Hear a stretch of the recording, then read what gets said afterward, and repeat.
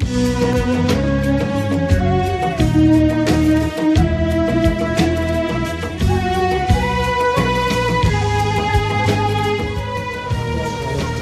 kita hari ini sering mendengar ya Samudra Pasai. Apakah kita boleh tahu latar belakang penyebab disebut dengan Samudra Pasai, atau mungkin ada sejarahnya kenapa disebut Samudra Pasai? Boleh Syekh Ahmad menjelaskan? Ya, kalau menurut saya begini ya, kalau Pasai sama Pasai ini beda, ya, beda sekali. Karena begini, kalau Pasai ini nama wilayah kerajaan, kalau Pasai nama pusat kota Pasai. Buktinya begini, waktu dipegang tahta kerajaan oleh bernama cicit daripada Malikus Saleh, cucu daripada Malikus Zahir, anak daripada Zainal Abidin, sesudah ayahnya Zainal Abidin menundukkan Asia Tenggara dan Nusantara, hingga Zainal Abidin syahid dalam peperangan bersama dengan kerajaan Poli di Singli, terbunuh oleh Raja Nagor. Lalu diangkat anak sematawayang yang bernama Nah Rahasia yang dijuluki dengan Nah Risa pada tahun 1405 sampai 1428. Lalu beliaulah yang bisa membawa kerajaan ini masa ke emasannya, hingga istilah orang luar mengatakan bahwa mari kita ke Pasai, ramai sekali di Pasai, sambil kita berdagang bisa memperdalamkan ilmu kita. Sebahagian besar suku tersebut itu beranak pinak di sini, maka lahirlah sebuah suku namanya suku Multi. Maka Pasai itu adalah sebuah kedai pusat kota. Artinya mari kita ke Pasai, ramai sekali di Pasai. Makanya tidak mungkin sebuah kerajaan tidak ada pusat kotanya, sebuah kerajaan yang kaya dengan rempah-rempahnya, maka Pasai itu adalah pusat kota. Mari kita ke Pasai, ramai sekali di Pasai, sambil kita berdagang bisa memperdalamkan ilmu kita. Sebahagian besar suku tersebut itu beranak pinak di sini, maka lahirlah sebuah suku namanya suku Multi. Maka suku Multi tersebut, kalau kita lihat orang Arab kenapa semuanya mancung, coba lihat orang Cina kenapa semuanya pesek, kenapa orang Kling tak ada putihnya, juga Eropa bermata biru, justru suku kita ini ada putih hitam, pendek panjang, botak keriting, mancung pesek. Inilah namanya suku Multi. Gitu. Perkataan Samudra sendiri mungkin? Kalau Samudra itu begini, karena ini Malikus Saleh ini, anak Malikus Saleh ini bernama kakek daripada beliau ini namanya Malik Ahmad dan juga Malik Muhammad, pendatang daripada Yaman Selatan.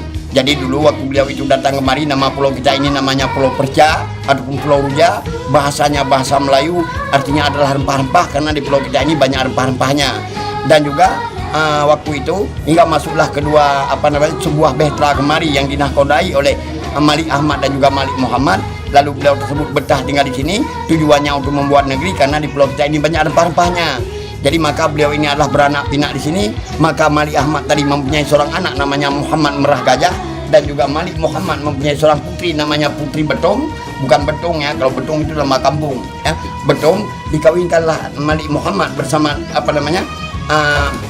Muhammad Merah Gajah tadi, dikawinkan sama Putri Betong, melahirkan orang putra. Yang pertama bernama Merah Silu Al-Malikus Saleh, kedua adiknya bernama Merah Som, memegang sebuah kerajaan namanya Kerajaan Jempa.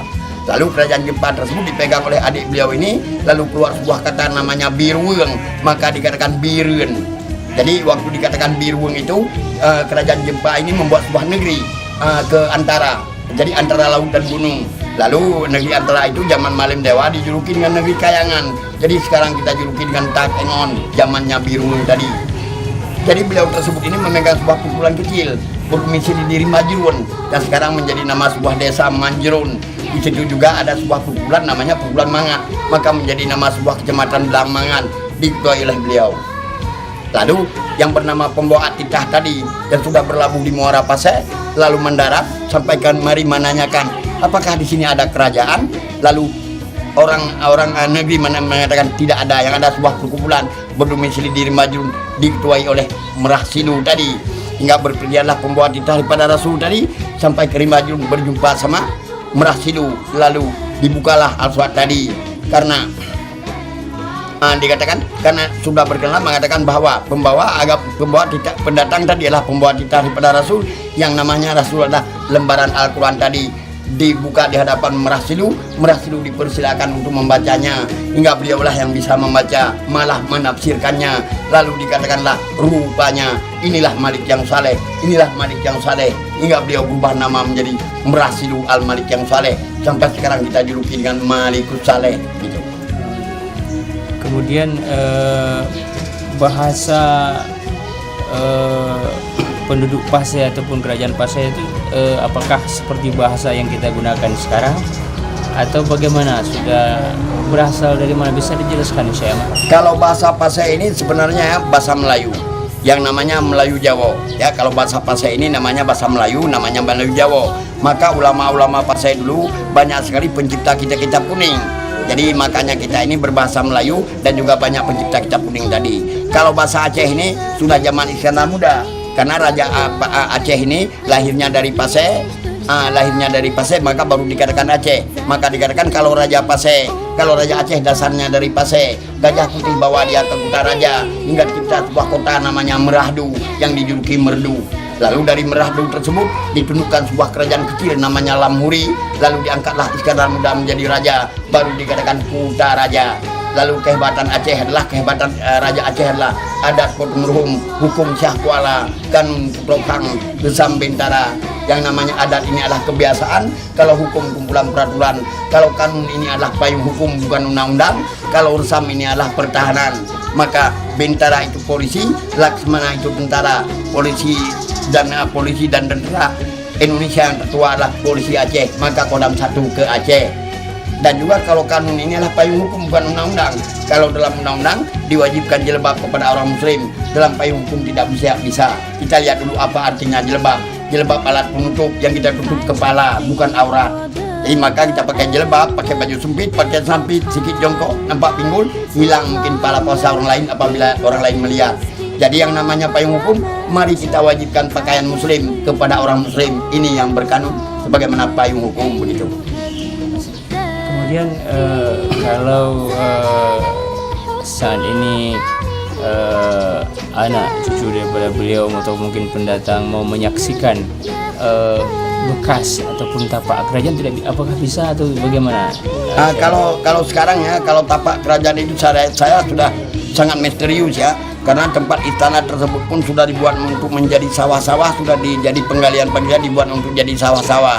Yang istana yang kita katakan semut darah tadi. Kalau waktu dibuat istana yang namanya Istana Kota Karang tadi, sesuai dibuat sebuah bukit kecil, lalu bergotong royong hingga 20.000 jiwa. Lalu di atas bukit itu ada luasnya kira-kira 2 hektar, dibuat istana lagi dan dipagarlah dengan karang. Maka dikatakan kota terpagar dengan karang. Sampai sekarang diistilahkan Kota Karang.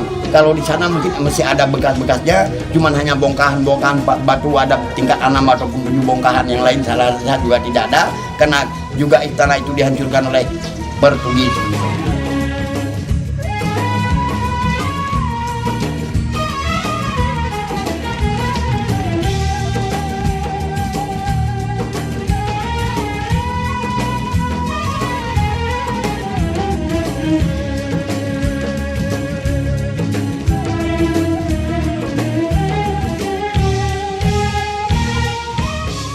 Tiga, dua, satu.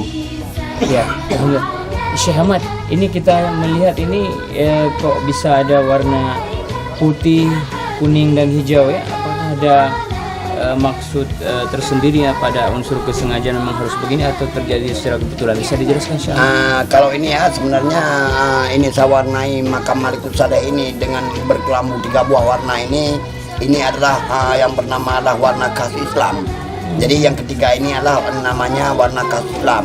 Jadi makanya benderanya Malikul Sadeh ini adalah berwarna hijau begini dan juga berbulan sabit, juga berbintang 13 sebagaimana rukun Islam, dan juga tertulis ya, di tengah-tengah bendera itu tadi adalah syahadat, dan juga di luarnya ada tertulis lagi adalah bernama Al-Qadarsa.